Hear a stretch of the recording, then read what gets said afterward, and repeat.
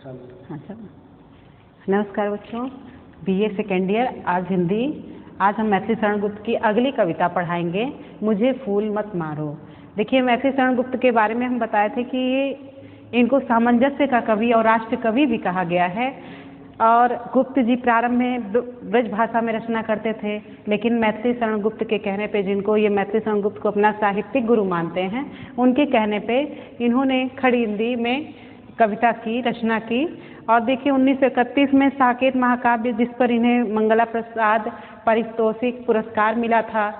और देखिए, ये साकेत में 12 सर्ग है, जिसमें सर्वाधिक महत्वपूर्ण 9वां सर्ग है, जिसमें उर्मिला के मर्म स्पर्शी विचारों का वर्णन किया गया है, उनके विरह के वर्णन किया गया है। उर्मिला को केंद्र में रखकर साकेत की जो रचना हुई है, इसमें देखिए, मुझे फूल मत मारो, यह मूल्यवान एवं भावप्रण गीत मैथिली शरण गुप्त के प्रसिद्ध महाकाव्य साकेत के 9वें सर्ग में प्रतिष्ठित है। और इस कविता में विरह व्यक्ता उर्मिला की मार्मिक भावना अभिव्यक्त की गई है। मैथिली शरण गुप्त ने इसमें उर्मिला को केंद्र में रखकर ये रचना और उनका मार्मिक वर्णन किया गया है, उनकी मार्मिक भावना को अभिव्यक्त किया गया है इस कविता के माध्यम के द्वारा। देखिए, आप देखिए, मुझे फूल मत मारो, यहाँ पे कवि कहता है कि मुझे फूल मत मारो, मैं अबला बाला वियोगिनी, कुछ तो दया विचारो। यहाँ पे जब उर्मिला अपने पति लक्ष्मण, उर्मिला के पति लक्ष्मण हैं, जैसे आप देखें साकेत को केंद्र में इसलिए रखा गया, साकेत में उर्मिला को केंद्र में रखा गया कि रामचरितमानस, बाकी रचनाओं में राम सीता लक्ष्मण सभी का वर्णन होता है, लेकिन उर्मिला जिसका त्याग सर्वोपरि है, उसका वर्णन नहीं है। और उन्हीं को केंद्र में रखकर मैथिली शरण गुप्त ने साकेत की रचना की। और उसमें इन्होंने कहा कि इसमें मुझे फूल मत मारो, एक कामदेव जिसका पर्यायवाची मदन मोहन मनोज है, कि वो उसको अपने आप आकर्षित कर रहा है, कि ये मूल्यवान एवं भावपूर्ण गीत मैथिली शरण गुप्त का है। और बासंती वातावरण, जब बासंती वातावरण होता है तो ये मौसम कैसा मनोरम हो जाता है। और ऐसा वातावरण होने का प्रकृति में चारों तरफ मादकता का साम्राज्य हो जाता है जब बसंत ऋतु आती है। और खिले फूल अपनी अपूर्व रंग से सुषमा और एवं सुगंध से सबको अपनी ओर क्या कर रहे हैं, आकृष्ट कर रहे हैं। तो उस समय जो वियोगिनी है, जो उर्मिला है, उसका वर्णन कहते हैं कि पति वियोगता और विरह में उर्मिला की स्थिति ऐसे वातावरण में और ही करुणामय हो जाती है, कारुणिक हो जाती है। और उसे लगता है कि ऐसे प्राकृतिक परिवेश में कामदेव उस पर क्या कर रहा है, फूलों का बाण चला रहा हो, फूलों से बाण चला रहा हो और उसे अपने बस में करना चाहता है। इस कामदेव से पहले तो वो निवेदन करती है कि हे कामदेव, उर्मिला निवेदन करती है कि हे कामदेव, तुम मुझे अपने पुष्प बाणों से कष्ट मत पहुँचाओ, आहत मत करो।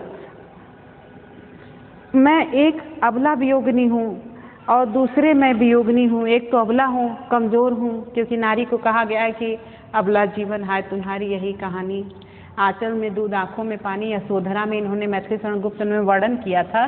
तो उसी में कह रही है, एक तो मैं अबला हूँ, अबला मतलब कमज़ोर, और ऊपर से बाला वियोगिनी, मैं वियोगिनी हूँ जिसका पति भी उसके सानिध्य में उसके साथ नहीं है।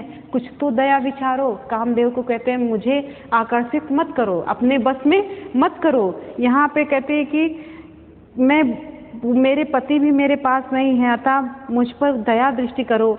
तुम मधुवर्षी बसंत के मित्र हो, किसको कहती है, कामदेव को कहती है उर्मिला, कि परम कुशल हो, अतः मुझ पर विस्मरण मत करो। तुम्हारे इस कर्म से मुझे व्याकुलता मेरी और बढ़ती है, किंतु तुम अपने उद्देश्य में सफल, मुझे कितना भी पथ विचलित करो, लेकिन तुम क्या होगे, अपने कर्म से सफल नहीं होगे। और कहती है कि अनंत विरहणी उर्मिला क्या कहती है कि मैं कोई भोगनी विलासिनी रमणी नहीं हूँ जो तुम अपना जाल फैला रहे हो। मैं तो तुम्हारे जाल में फंसकर अपना सतीत्व, पति व्रत धर्म छोड़ दूंगी, ऐसा असंभव है। देखिए यहाँ पे कहते हैं मैं अबला बाला वियोगिनी कुछ तो दया विचारो, मुझे फूल मत मारो। कामदेव को उर्मिला कह रही हैं कि मुझे फूल मत मारो, अपने पुष्पों की बरसात पुष्प से बाण मत मारो।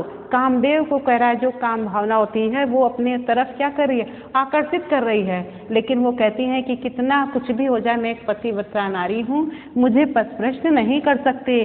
कहते एक तो मैं अबला बाला वियोगिनी कुछ तो दया विचारो।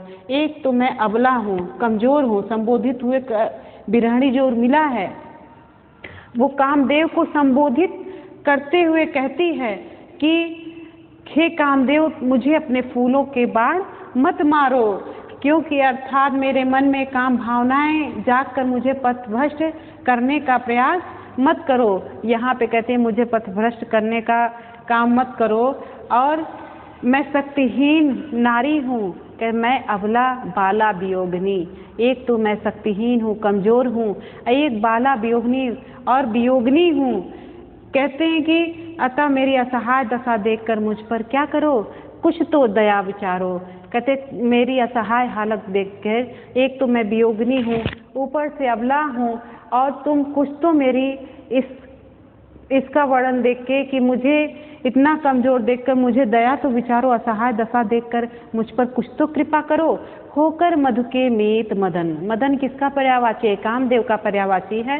कहते होके मधु के मीत, यहाँ पे मधु के मीत कहते हैं कि तुम तो बसंत ऋतु के मित्र हो, तुम तो बसंत ऋतु के मित्र, मदन कामदेव को कहा गया है। अब मधु जो है बसंत ऋतु या अमृत को कहा जाता है मधु। मधु के मीत मदन पटु तुम कटु गरल नगारो।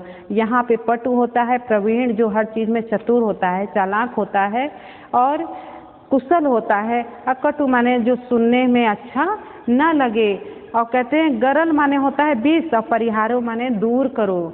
यहाँ पे कहते हैं कि होकर मधु के मीत मदन पटु तुम कटु गरल नगारो, मुझे विकलता तुम्हें विफलता ठहरो श्रम परिहारो।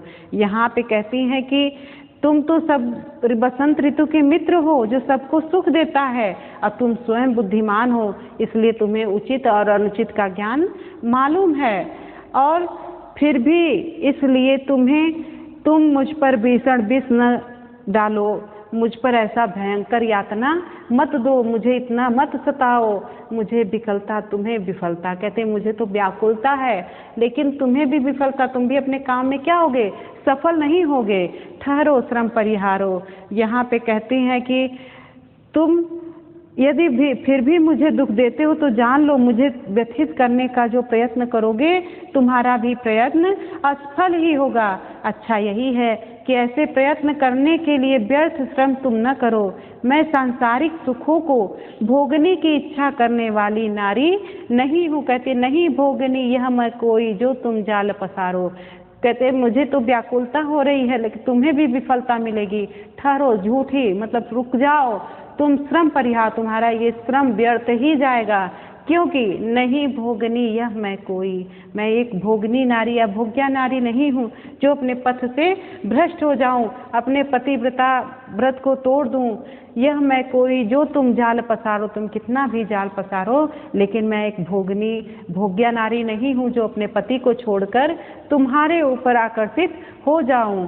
फिर कहती है बल हो तो सिंदूर बिंदु यह नेत्र निहारो, रूप दर्प कंदर्प तुम्हें तो मेरे पति परवारो, लो यह मेरी चरण धूल उस रत के सिर पर धारो। देखिए यहाँ पे अपनी पतिव्रता नारी का परिचय देते हुए उर्मिला कहती हैं कि अच्छा यही होगा कि आज तुम व्यर्थ श्रम तुम मत करो, मैं सांसारिक सुखों को भोगने या इच्छा करने वाली नारी नहीं हूँ। तुम कितना भी अपना जाल फैलाने की जब आवश्यकता, तुम कितना भी जाल फैलाओ, लेकिन तुम्हारा काम नहीं होगा। कहते हैं कि मैं जो नारियों को दिख देते हो, जो वासना के बसभूत होती हैं, मैं तो वासना से बहुत दूर हूँ। अतः तुम तो न तो मुझे पीड़ित करने का अधिकार है और न तुम मुझे पीड़ित कर सकते हो। इस पर भी यदि तुम स्वयं को शक्तिशाली समझते हो, यहाँ पे क्रोधित हो जाते हो उर्मिला, अगर कहती हैं कि इस पर भी अगर तुम अपने आप को शक्तिशाली समझते हो, बल हो तो सिंदूर बिंदु यह नेत्र निहारो।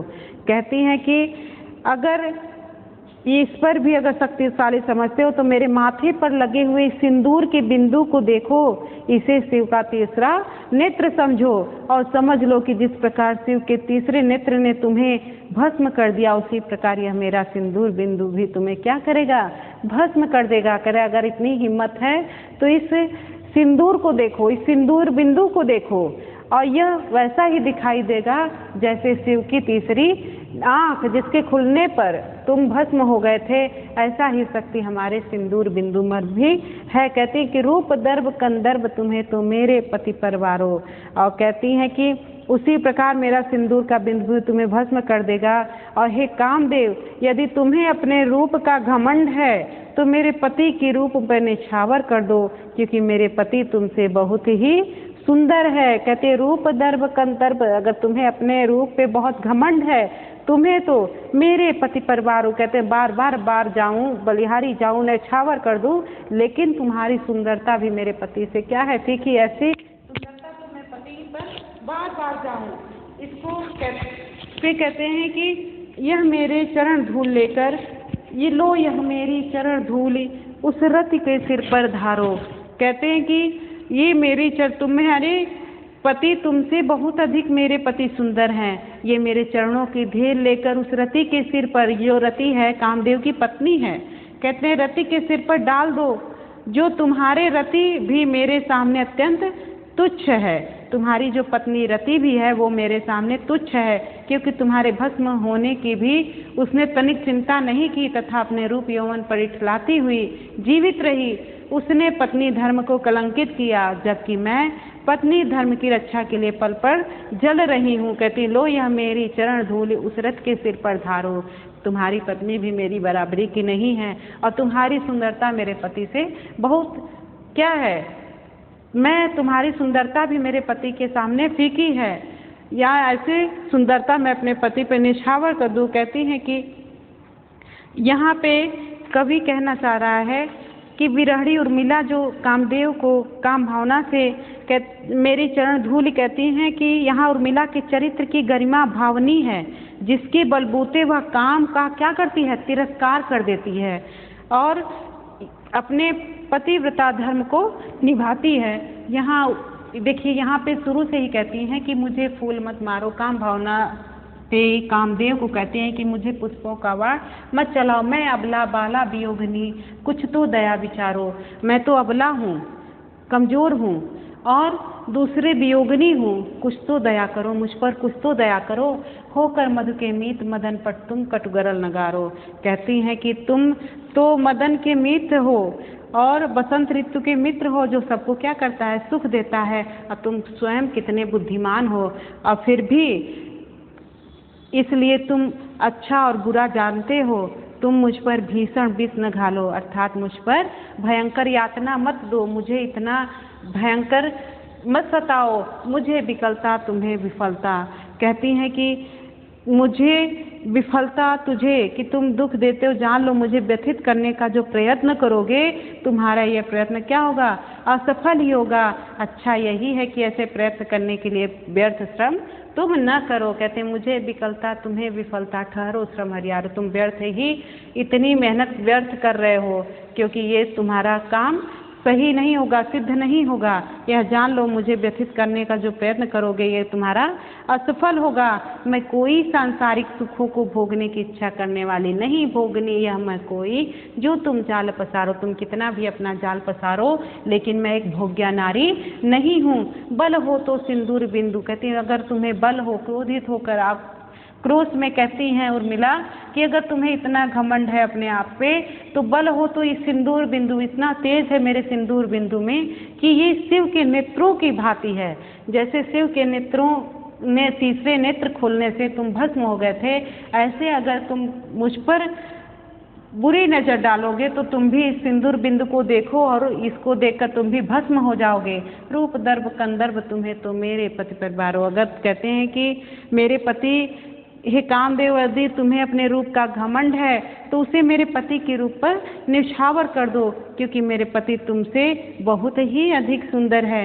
यह मेरे चरणों की धूल लेकर अपने रति कहती, लो यह मेरी चरण धूल। एक पतिव्रता नारी उस कामदेव को कहती है कि तुम ये मेरी, लो यह मेरी चरण धूली, मेरे चरण की धूली लेके जाओ और उस रति के सिर पर धारो। अपने रति मतलब उसकी पत्नी के, कहती कि कामदेव अपनी पत्नी के सिर पर धारो, जो अपने पति के प्रति इतनी कुशल नहीं थी। यहाँ पे जब उन भस्म हो जाता है, कामदेव कहते हैं वो ऐसी पत्नी थी, लेकिन मैं